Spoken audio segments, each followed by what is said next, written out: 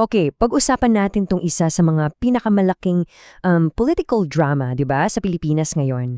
Susuriin natin ang mga detalye base sa isang investigative report na nagbubunyag ng mga kaganapan sa likod ng kontrobersya ni Vice President Sara Duterte.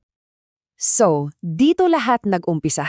Sa isang linyang parang simple lang, pero grabe, parang apoy na kumalat sa buong bansa. Lady in waiting. Isang tagapaghintay lang daw. Pero ano nga ba talaga ang sinasabi ng batas tungkol sa pangalawang pinakamataas na posisyon sa gobyerno? Ayan o, malinaw na malinaw sa Constitution. Public office is a public trust. Kumbaga, hindi ito pwesto para mag-abang lang. Tungkulin to, may pananagutan ka sa bawat Pilipino. At dyan mismo, sa pagitan ng sinabi niya at sa sinasabi ng batas, doon na sumabog yung buong issue na tinatalakay ng atong source material. Okay, pero teka muna. Paano ba tayo napunta sa ganitong sitwasyon? Kasi para maintindihan talaga natin yung bigat ng mga akusasyon, kailangan nating silipin sandali kung paano ba gumuho yung dating parang di matinag na unit team. Grabe, ang bilis na mga pangyayari no. Tingnan nyo to, Hunyo, biglang resign sa gabinete. Pagdating ng Oktubre, bagsak na grado para sa presidente. 1 out of 10. At eto na, yung pasabog ng Nobyembre. Isang umano'y death threat na ayon mismo sa report ay parang tuluyang sumunog sa tulay ng unit team. Sunod-sunod, di ba? Mga dago na nagdala sa atin sa krisis ngayon. Okay, so ngayong medyo klaro na yung backstory, buksan na natin yung unang-unang evidence file ayon sa source. At dito, hindi na lang to simpleng away politika eh. Ang pinag-uusapan na natin, mga banta at posibleng paglabag sa saligang batas. Pakinggan nyo to, ito mismo yung mga salitang sinasabing binitawan niya. At ito yung naging sentro ng lahat ng usapan tungkol sa impeachment at criminal investigation. Ang malaking tanong ngayon, biro lang ba to o seryosong utos na ba talaga? At dito na nga, nahati ang lahat. Sa isang banda, ayon sa source, tinawag tong active threat, parang, uy, direktang utos yan para pumatay. Pero sa kabilang banda, anong depensa? Conditional act of revenge lang daw. Ibig sabihin, gagawin lang kung may mangyari muna sa kanya. Gets? Dalawang-dalawang interpretasyon pero langit at lupa ang pagkakaiba sa mata ng batas. At anong naging resulta? Ayan, umabot sa Kongreso. Isang impeachment complaint. At hindi to basta-basta ha. Tingnan nyo yung mga laman. Assassination plot, issue sa confidential funds, bribery, corruption, unexplained wealth, pati links sa extrajudicial killings. Para siyang, grabe, checklist ng mga pinakamabibigat na kasong pwedeng isampa sa isang opisyal.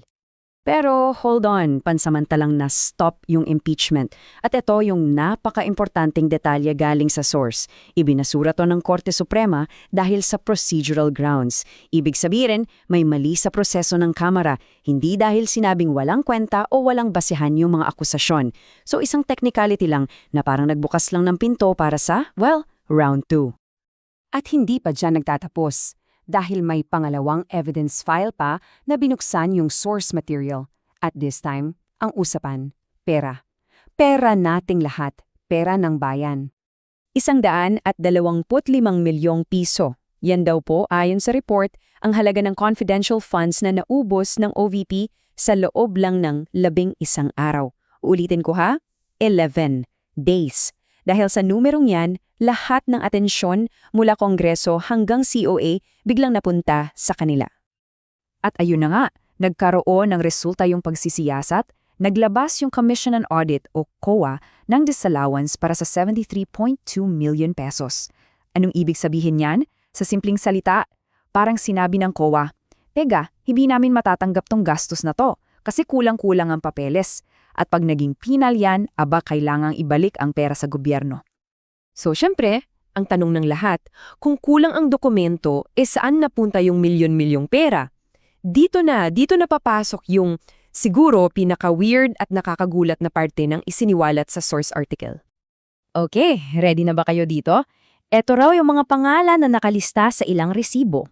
Mary Grace, Piatos, Chippy McDonald, Fernando Tempura, Erwin Q. Ewan.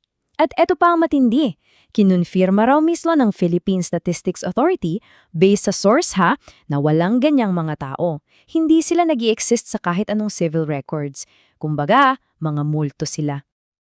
At sa batas, hindi to nakakatuwa kasi yung paggamit ng mga peking pangalan sa mga opisyal na dokumento ayon sa report pwedeng humantong sa kasong falsification at plunder. At tandaan natin, ang plunder non-bailable yan. Ang parusa 20 hanggang 40 taong pagkakakulong. Seryosong-seryoso to.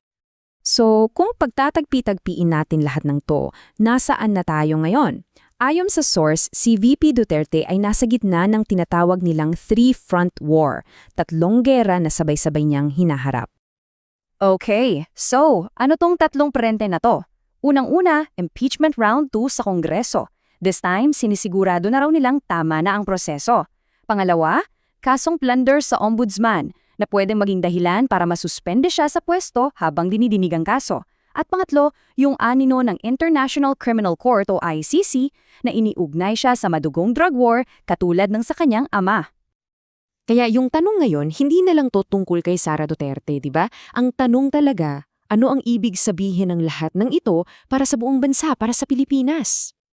Well, ayon sa source, may ilang mahalagang punto tayong kailangang tingnan. Una, isa itong pagsubok sa ating mga institusyon, sa Supreme Court, sa Ombudsman, sa COA. Pangalawa, challenge to sa Duterte brand of politics. At higit sa lahat, parang malinaw na mensahe to mula sa publiko at Kongreso. Ayaw natin ng lady-in-waiting na VP at ang bawat sentimo ng pera ng bayan dapat may pananagutan.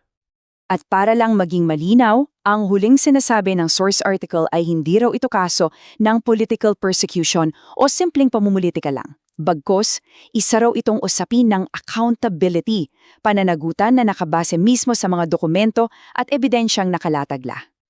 Kaya dito namin kayo iiwan sa tanong na to. Itong nasasaksihan ba natin ngayon ay ang pagtatapos ng isang political era?